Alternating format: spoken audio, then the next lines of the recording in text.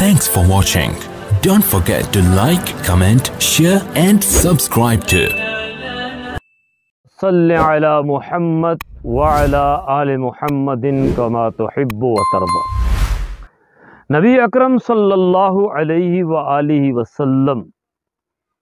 غار حرا کے بعد جب ختیجۃ الکبریٰ تک دعوت پہنچائی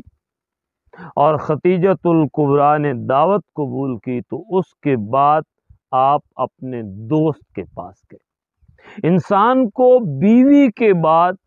سب سے زیادہ اس کے شب و روز کو، اس کے بچپن کے حالات کو اگر کوئی جانتا ہے تو اس کا عزیز تر، قریب تر دوست جانتا ہے۔ رحمت عالم صلی اللہ علیہ وآلہ وسلم نے جب یہ دعوت صدیق اکبر کے سامنے پیش کی اور ان سے کہا کہ اس طرح ایک فرشتہ آیا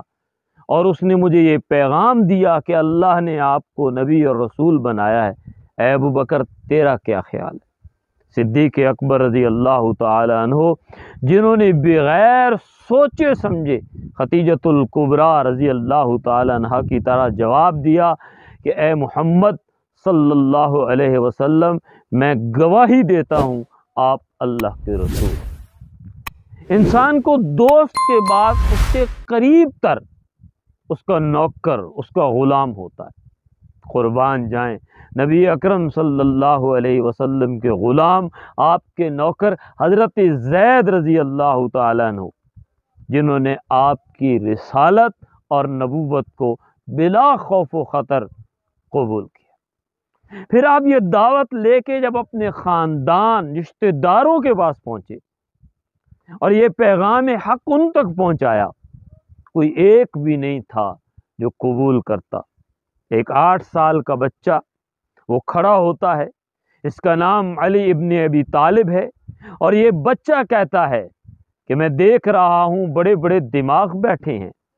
میں دیکھ رہا ہوں بڑے بڑے لوگ اور بڑے بڑے سردار بیٹھے ہیں، لیکن اے محمد صلی اللہ علیہ وسلم ان کے عقل میں آپ کی بات آنے والی نہیں ہے، میرے اس معصوم عقل میں آپ کی بات آ گئی ہے، چنانچہ میں گواہی دیتا ہوں کہ آپ اللہ کے رسول ہیں۔ چنانچہ رحمت عالم صلی اللہ علیہ وآلہ وسلم نے جس دعوت کا آغاز اپنے گھر سے کیا، اپنے عزیز و اقارب کے سامنے کیا، اپنے خاندان اور رشتہ داروں کے سامنے کیا، تو آپ کی زوجہ، آپ کے دوست، آپ کے نوکر اور آپ کے رشتہ داروں میں سے ایک بچے نے سب سے پہلے دعوت قبول کی۔ یہ پیغام ہے